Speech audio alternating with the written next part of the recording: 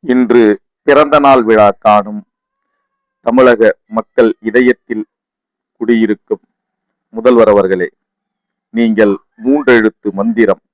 மற்ற எதிரிகளுக்கு நீங்கள் விசித்திரம்.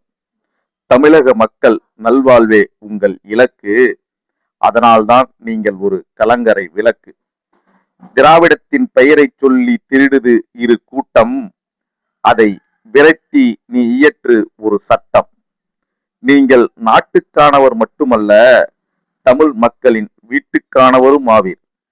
எளிமையின் இதயமே, எங்களின் இமயமே, நிரந்தர முதல்வரே, தமிழ் மக்களின் முதல் சேவகரே, அண்ணன் விஜய் அவர்களே, நீவீர். வாழ்க வாழ்க வாழ்கவே.